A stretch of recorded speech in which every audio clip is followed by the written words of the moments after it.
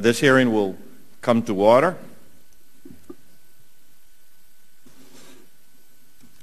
I represent Plymouth, Massachusetts, which is America's hometown.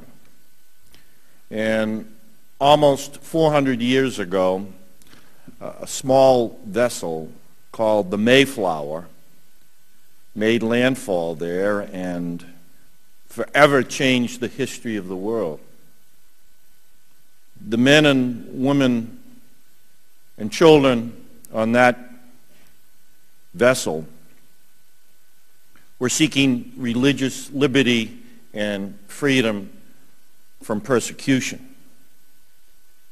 And over the span of American history, many millions from many lands have followed those pilgrims to our shores and have sought refuge. George Washington once wrote that he hoped America, and these are his words, might become a safe and agreeable asylum to the virtuous and persecuted part of mankind in whatever nation they might belong. And for most of our history, we have honored President Washington's hope for that part of mankind, the virtuous and the persecuted. And that's why we're here today, to receive testimony concerning the Uighurs, who are an ethnic Muslim minority from the northwest of China. 22 Uighurs were arrested in late 2001, and 17 are still detained at Guantanamo Bay, while 5 were previously resettled in Albania. It's our purpose to determine whether the Uighurs, previously or currently detained at Guantanamo, are, to use Washington's words, part of the virtuous and persecuted, or, as one of our colleagues has seemed to conclude, are terrorists. In other words, are the Uighurs freedom fighters worthy of our support and assistance, or are they a threat to our national security? Now, it's important to note that in June of 2007, the House passed a resolution, H.R.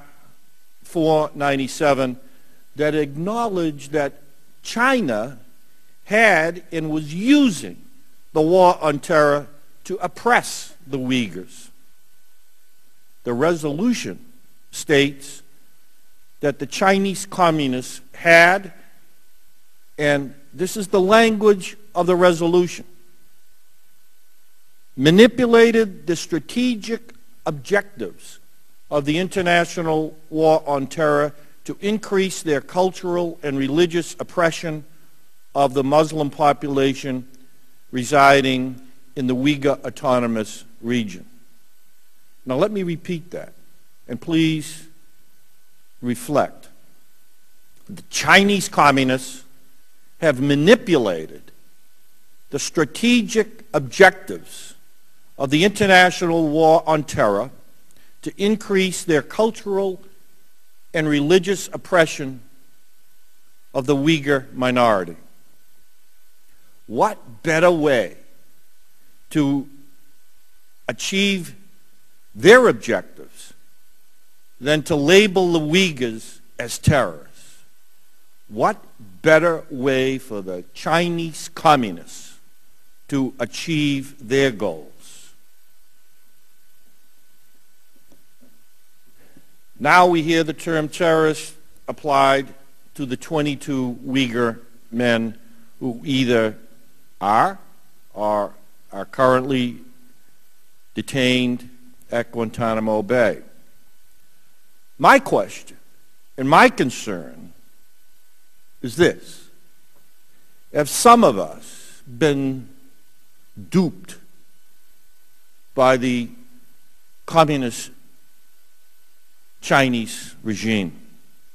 Well, today we begin an effort to find answers to that and many other questions.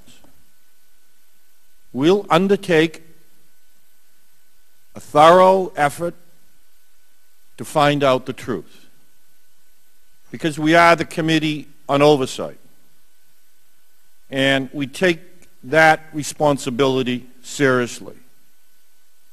This committee also has within its jurisdiction the responsibility to review human rights conditions worldwide.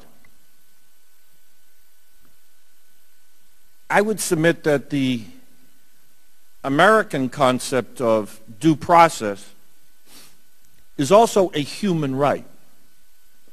And it would appear that no due process has been afforded the Uyghurs at Guantanamo until recently. It should be noted, for the record, that the Bush administration concluded that those that are currently there, those 17 Uyghurs, were not a threat to the United States. That's the previous administration. And a federal court ordered these Uyghurs released in a seminal opinion, finding the men to be non-enemy combatants and not a risk to the United States national security. Yet some would seem to deny these men redress and continue to detain them if no other country would accept them. That was their position. We even had a former Speaker of the House of Representatives, Mr. Gingrich, who said we should send them back to China. I would submit that that would be an act that would undoubtedly violate our domestic laws and treaty obligations against the Convention Against Torture, because it's indisputable that the Uyghurs have been a persecuted minority in China, and if they were returned there, would have undoubtedly faced torture and possibly death. That would be a stain on our national honor, particularly in the light of those words of George Washington. Well, as I indicated, today is the first in a series of hearings we plan to hold, in which we'll make an effort to find out what's true and learn more about the treatment of the Uyghurs in China and the circumstances surrounding their arrival and their detention at Guantanamo. Now, there have been some reports today, unconfirmed, that the Uyghurs may be resettled, all 17, in the nation of Palau. Maybe their president, John Shuntoribon, maybe he read those words of George Washington and is giving refuge to the virtuous and the persecuted. We will make an effort to find out. But as I said, we plan to pursue this because we should learn whatever lessons there are from the detention and the treatment of the Uyghurs. It's important for us as we move. It's important for us as we move forward, because the President has announced that he intends to close Guantanamo. What we want to do is ensure fairness and revealing the truth rather than opinion to our colleagues and to the American people.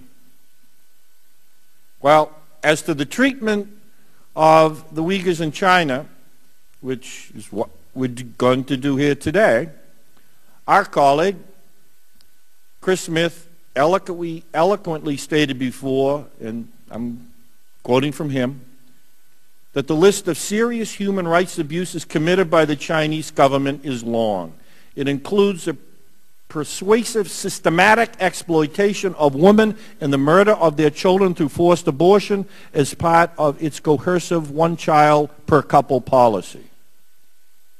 Against the Uyghurs, it is used as a means of genocide, of trying to destroy an entire race and ethnic group of people because of who they are. The imprisonment of democratic dissidents and religious believers remain a pervasive problem in China.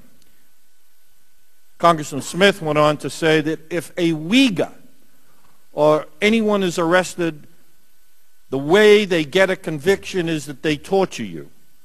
Eventually, you sign on the bottom line and admit your so-called crimes. Again, there is abuse after abuse after abuse, and the Uyghurs bear the brunt of it. Imagine sending them back to China as a solution to the conundrum in which we find ourselves today.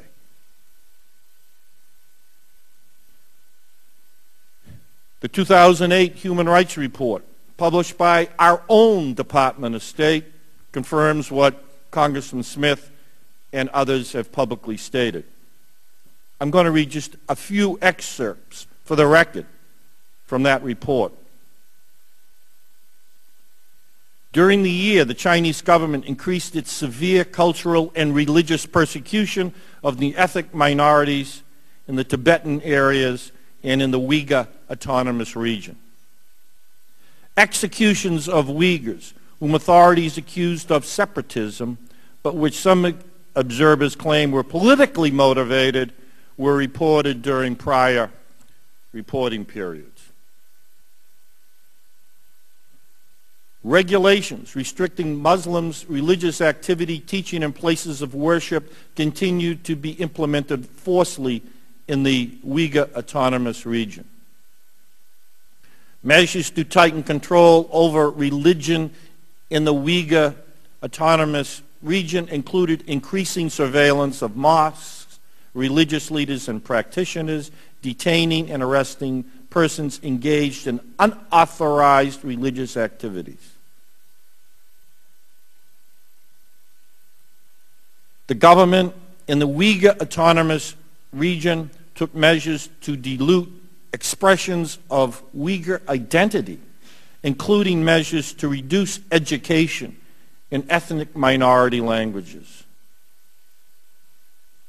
During the year, authorities increased repression in the Uyghur Autonomous Region and targeted the region's ethnic Uyghur population. The Chinese government continued to repress Uyghurs expressing peaceful political dissent and independent Muslim religious leaders, often citing counterterrorism as the reason for taking action, the excuse of terrorism to suppress and oppress a religious minority.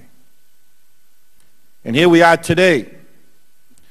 Many Americans are just discovering that there is a group of people who are called the Uyghurs. And today we will learn something about them. Although Muslim, we'll learn that the Uyghur men and women are not jihadis, but are a peace-loving people who seek religious liberty and are proponents of democracy. We'll learn about their treatment in communist China and their likely fate if they should be sent back to China. Well, now let me turn to my friend and colleague, the ranking member of this Committee on Oversight and Human Rights, the gentleman from California, Dana Rohrabacher. Some people might be surprised to see, Mr. Chairman, that I'm being challenged as being who is the most anti-communist on this panel. And well, I would note that last weekend I was out in the ocean doing what I love to do, which is surfing at sunset, the beautiful horizon there to the west. And I thought of words that Ronald Reagan once told me and has repeated many times. And I don't want to compete with you, Mr. Chairman, in terms of talking about your beautiful coastline. But Ronald Reagan did mention that had the Pilgrims landed in California instead of on Plymouth Rock, the East Coast would still be uninhabited. But I appreciate your remarks today. We have so much to be grateful for, and I realize when I'm sitting there on my surfboard and I'm looking to the west and looking into the sunset that there are people who live on the other side of that lake. And we are grateful for the freedom that we have here, but we must remain in solidarity with human beings who share our values, whether here or there or there. The fact is that America is a dream, as you pointed out, of a place where we identify with those people throughout the world who are struggling for their freedom and their liberty. And if we ever lose that, we have lost the essence of what America was supposed to be all about. I've always felt that that's what my particular party was all about. And I am more than disturbed that some of my fellow Republicans have been defending the Guantanamo prisoner situation with the worst possible arguments by focusing on the potential release of 17 Uyghurs rather than emphasizing that Guantanamo has been a perfect location to imprison bloodthirsty murderers who would murder our families, terrorists. The line of attack on this effort that I've seen in terms of focusing on the release of the Uyghurs when trying to discuss the Guantanamo issue has been a political attack. I would say a very despicable political attack, which is trying to frighten the American people at the expense of 17 helpless human beings. And the facts are that the Uyghurs are not enemy combatants. And I happen to support, and have always supported, Guantanamo being used as a location for us to imprison terrorists who threaten to kill our families, who hate America. That is, well, if you believe that, which I felt my fellow Republicans believe that, we should be the ones who are the in the forefront of trying to make sure that when mistakes are made, that they are admitted and corrected as soon as possible. Otherwise, what kind of people are we if we don't? We know we're in a terrible fight with terrorists who have already slaughtered 3,000 of our fellow citizens. Well, if we're going to, when you fight those kind of battles and you have to have situations like Guantanamo, it behooves us to go out of our way and to be and to put as much energy as we can into ensuring that there aren't mistakes made, so that the validity of our battle is underscored. And as we say, the Uyghurs are not enemy combatants. They are friends and admirers of the United States as I have said on many occasions long before this. Their enemies are the dictators in Beijing who rule over the People's Republic of China and invaded and now occupy the Uighur country of East Turkestan. The Bush administration that held the Uyghurs in Guantanamo labeled them as terrorists to appease the Chinese dictatorship in a pathetic attempt to gain its support at the beginning of the war against Iraq and to assure its continued purchase of U.S. treasuries.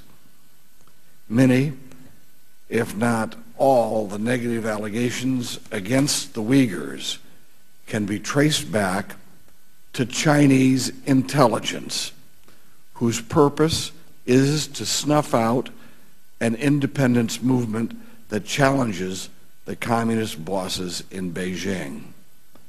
No patriot, certainly no Republican, should fall for this manipulation, which has us doing Beijing's bidding. It is a travesty. Former Speaker Newt Gingrich has been in the forefront of defending this miscarriage of justice and, unfortunately, at the service of the Communist Party dictatorship of China.